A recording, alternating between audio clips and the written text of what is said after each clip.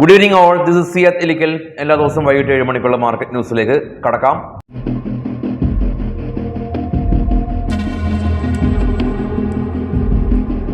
Nifty ഇന്ന് അതിശക്തമായ രീതിയിൽ മുന്നോട്ട് പോയി. റിലയൻസ് 1.5% ഇന്ന് മൂവ് ചെയ്തപ്പോൾ നിഫ്റ്റിയിലേക്ക് അത് 35 പോയിന്റിന്റെ കോൺട്രിബ്യൂഷൻ നൽകി. കൂടാതെ തന്നെ ടാറ്റ മോട്ടോഴ്സ് 15%, 15 പോയിന്റും ITCയും 15 പോയിന്റിന്റെയും ഒരു കോൺട്രിബ്യൂഷൻ നൽകി. കൂടാതെ തന്നെ ബജാജ് ട്വിൻസും ഇന്ന് റാലി രേഖപ്പെടുത്തിയിട്ടുണ്ട്. പല ആളുകളും പറയാറുണ്ട് നിഫ്റ്റി റാലി രേഖപ്പെടുത്തി പോയിട്ടുണ്ട്, എന്നാൽ എൻ്റെ സ്റ്റോക്കുകളും തന്നെ അല്ലെങ്കിൽ എൻ്റെ പോർട്ട്ഫോളിയോയിൽ വലിയ മാറ്റങ്ങൾ ഇല്ല എന്ന് പറയാറുണ്ട്. അതിനൊരു അത് ശരിവെക്കുന്ന അല്ലെങ്കിൽ ആ ഒരു ടൈപ്പ് മാർക്കറ്റാണ് ഇന്ന് ഉണ്ടായിട്ടുള്ളത്. കാരണം ഈ കുറച്ച് സ്റ്റോക്കുകൾ മാത്രം മൂവ് ചെയ്തപ്പോൾ നിഫ്റ്റി ശക്തമായ രീതിയിൽ മൂവ് ചെയ്തു. 90 പോയിന്റിൽ 35 പോയിന്റും നിഫ്റ്റിയുടെയാണ് ഉണ്ടായിട്ടുള്ളത്. റിലയൻസിൻ്റെ AGM ഉണ്ടായിരുന്നു, ഒരുപാട് അപ്ഡേറ്റ്സ് വന്നിട്ടുണ്ട്, അതൊക്കെ നമുക്ക് ചർച്ച ചെയ്യാം. കൂടാതെ തന്നെ US നിന്ന് GDP ഡേറ്റ വന്നു, 3%, വളരെ മികച്ച ഒരു ഡേറ്റയാണ് വന്നിട്ടുള്ളത്. അതുകൊണ്ട് തന്നെ US മാർക്കറ്റ് ഇപ്പോൾ ട്രേഡ് ചെയ്യുന്നത് 250 പോയിന്റ് അപ്സൈഡാണ്. കൂടാതെ തന്നെ ഇപ്പോൾ ട്രേഡ് ചെയ്യുന്ന യൂറോപ്യൻ മാർക്കറ്റും പോസിറ്റീവാണ്. ഇനി നമുക്ക് നമ്മുടെ മാർക്കറ്റിലേക്ക് വരാം. ആദ്യം നിഫ്റ്റിയുടെ ചാർട്ടാണ്. നമ്മൾ രാവിലെ പ്രീ മാർക്കറ്റിൽ പറഞ്ഞ ഒരു പ്രശ്നം ഇന്നുണ്ടായിരുന്നു. ഒരു ഫണ്ട് വളരെ ശക്തമായിട്ട് നിഫ്റ്റി ഒരു സർക്കിൾ ഇട്ടിട്ട് ആ സർക്കിൾ ക്യാൻഡിൽ 135 പോയിന്റിന്റെ ഒരു ഫോൾ ഉണ്ടാക്കിയ ഒരു ക്യാൻഡിലാണ് അത്. അതായത് നിഫ്റ്റി ഓപ്പൺ ചെയ്തു, അതിനുശേഷം പോസിറ്റീവായ ക്ലോസ് നടത്തിയെങ്കിൽ കൂടിയും നിഫ്റ്റിയിൽ ശക്തമായ ഒരു ഫോൾ ഉണ്ടായി. കൂടാതെ തന്നെ നിഫ്റ്റി തിരിച്ചു കയറിയിട്ടുണ്ട്.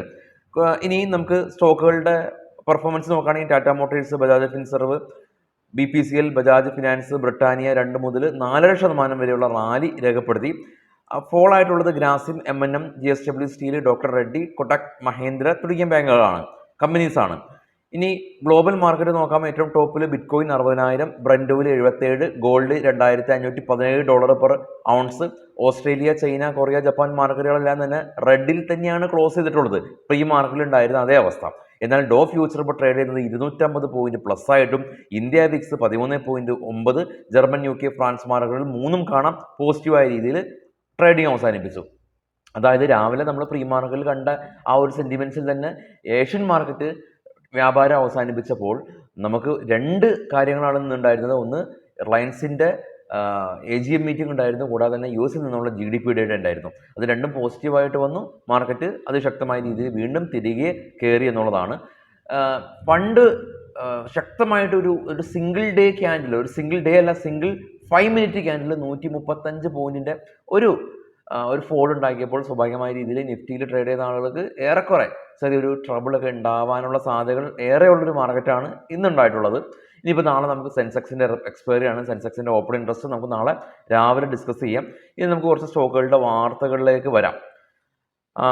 സ്റ്റോക്കിൻ്റെ വാർത്ത അതിനു മുമ്പ് future and option basic stock market course class റൂമിൽ ഇരുന്ന് കൊച്ചിയിൽ ഓഫീസിൽ ഇരുന്ന് പഠിക്കാനും ഇനി വരാൻ പറ്റാത്ത ആളുകൾക്ക് ഓൺലൈനായിട്ട് പഠിക്കാനും സാധിക്കും. വിപണി സമയത്ത് തന്നെ ടീച്ചറിൻ്റെ അടുത്ത് നിങ്ങൾക്ക് സംശയങ്ങളൊക്കെ ചോദിച്ച് മനസ്സിലാക്കാൻ സാധിക്കും. ഏറ്റവും കുറഞ്ഞ ഫീസിൽ നിങ്ങൾക്ക് ജോയിൻ ചെയ്യാം. ഇനി സ്റ്റോക്കിൻ്റെ വാർത്തയിലേക്ക് വരുമ്പോൾ ആദ്യം റിലയൻസ് ആണ്. റിലയൻസിൻ്റെ AGM മീറ്റിംഗ് ഉണ്ടായിരുന്നു. പ്രധാനമായിട്ടും റിലയൻസ് ബോണസ് ഇഷ്യൂ ചെയ്യുന്നുണ്ട്. 1:1 എന്ന റേഷ്യോയിൽ ബോണസ് ഇഷ്യൂ ചെയ്യുന്നുണ്ട്. കൂടാതെ തന്നെ റിലയൻസിൻ്റെ ജിയോ ബ്രെയിൻ എന്ന് പറയുന്ന റിലയൻസ് ആർട്ടിഫിഷ്യൽ ഇൻ്റലിജൻസ് ബിസിനസ് വളരെ ശക്തിപ്പെടുത്താനായിട്ട് കമ്പനി തീരുമാനിച്ചു. ആദിത്യ ബിർള, പോളിസി ബസാർ 2 കമ്പനീസും ഇവർ life time family income plan അവർ ലോഞ്ച് ചെയ്തിട്ടുണ്ട്.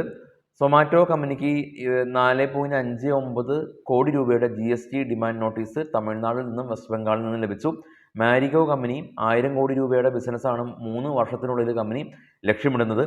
ഇൻഫി കമ്പനി NVIDIA എന്ന് പറയുന്ന വലിയ ഒരു ചിപ്പ് നിർമ്മാണ കമ്പനിയാണ്. ഇന്നലെ 6% ഇടിഞ്ഞിരുന്നു. ആ ഒരു കമ്പനിയായിട്ട് ഇൻഫോസിസ് വലിയ ഒരു ബിസിനസ് കോൺട്രാക്ട് സൈൻ ചെയ്തിട്ടുണ്ട്. IRDA കമ്പനി 4500 കോടി രൂപ ക്വാളിഫൈഡ് ഇൻസ്റ്റിറ്റ്യൂഷണൽ പ്ലേസ്മെന്റിലൂടെ ഫണ്ട് റൈസ് ചെയ്യുന്നുണ്ട്. ബയോകോൺ കമ്പനി ഇവിടെ ഒരു പുതിയ മെഡിസിൻ ലോഞ്ച് ചെയ്തു എന്നുള്ളത് ന്യൂസ്. IPOയിലേക്ക് വരുമ്പോൾ premier energy IPO 74 times over subscribe ആയിട്ടുണ്ട്. Retail portion 7 times over subscribe ആയിട്ടുണ്ട്. യെസ് ബാങ്കിൻ്റെ CEO പറഞ്ഞിരിക്കുന്നത് 22% ഡെപ്പോസിറ്റ് ഗ്രോത്ത് ഉണ്ടാകുമെന്നുള്ളതാണ്. ICC പ്രൊഡൻഷ്യൽ കമ്പനി അവർ പുതിയ ഇൻഷുറൻസ് പ്ലാൻ ലോഞ്ച് ചെയ്തിട്ടുണ്ട്. സിഗ്നേച്ചർ പെൻഷൻ എന്ന ഒരു പേരിൽ ലോഞ്ച് ചെയ്തു.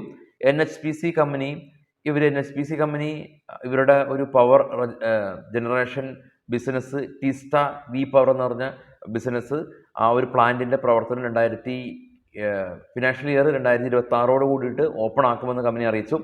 ബജാജിൻ്റെ ഭാഗത്തുനിന്നൊരു ന്യൂസ് ഉള്ളത്, ട്രംപ് 660cc ബൈക്കാണ്, ഏകദേശം 9.72 ലക്ഷം രൂപയാണ് ഈ ഒരു ബൈക്കിൻ്റെ വില. ഓൾമോസ്റ്റ് കാറിൻ്റെ വിലയേക്കാളും കൂടുതലാണ്. ആ ഒരു ബൈക്ക് ലോഞ്ച് ചെയ്യുന്നുണ്ട്. ട്രംപ് ഇന്ത്യയിൽ ഈ ഒരു ബൈക്ക് ലോഞ്ച് ചെയ്തത് ബജാജായിട്ട് സഹകരിച്ചാണ്. ഗോ ഫാഷൻ കമ്പനി പറഞ്ഞിരിക്കുന്നത് ഇവരുടെ റവന്യൂ ഗ്രോത്ത് 15 മുതൽ 20% വരെ കമ്പനി കൈവരിക്കുമെന്നുള്ളതാണ്. ജയ് ക്രോർപ്പ് കമ്പനി പറഞ്ഞിരിക്കുന്നത് കമ്പനി ഷെയർ ബൈബാക്ക് പ്രഖ്യാപിക്കും, ഒരു ഷെയറിന് 400 രൂപ. മറൈൻ ഈസ്റ്റേൺ ഷിപ്പിംഗ് കമ്പനിക്ക് 4 കോടി രൂപയുടെ ഓർഡർ കിട്ടി. ഹഡ്കോ കമ്പനിക്ക് നോൺ ഫിനാൻഷ്യൽ ബാങ്കിങ് കമ്പനിയായിട്ട് പ്രവർത്തിക്കുന്നതിന് വേണ്ടിയിട്ടുള്ള സർട്ടിഫിക്കേഷൻ RBIയുടെ ഭാഗത്ത് നിന്ന് ലഭിച്ചു എന്നുള്ളതാണ് ന്യൂസ്. ഇനി നിഫ്റ്റിയിലേക്ക് വരുമ്പോൾ 25,000 24,000 എങ്ങനെയാണ് ഒരു സപ്പോർട്ടായിട്ടൊക്കെ ആക്ട് ചെയ്തത് അല്ലേ? 24,000 മറികടക്കാനായിട്ട് മീൻസ് ബ്രേക്ക് ഡൗൺ ചെയ്ത് താഴേക്ക് പോകാനായിട്ട് ഒരുപാട് ബുദ്ധിമുട്ടായിരുന്നു. ഈ 24,000 നിഫ്റ്റി വളരെ റീസെൻ്റാണ് നിഫ്റ്റി പോയിട്ടുള്ളത്.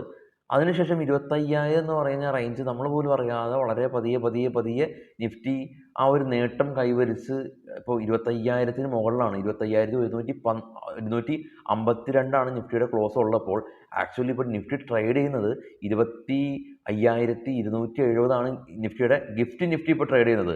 അപ്പോൾ വളരെ നിഫ്റ്റി ഇപ്പോൾ 24,000 എന്ന റേഞ്ച് ഇപ്പോൾ കൃത്യമായിട്ട് പറയുകയാണെങ്കിൽ എത്ര ദിവസം കൊണ്ടാണ്, ഏകദേശം ഒരു ഓഗസ്റ്റ് മാസം 24-ാം തീയതി നിഫ്റ്റി 24,169 ട്രേഡ് ചെയ്യുന്നത്. അതായത് ഈ മാസം 14-ാം തീയതി നിഫ്റ്റി 24,000 ഉണ്ടായിരുന്നത്.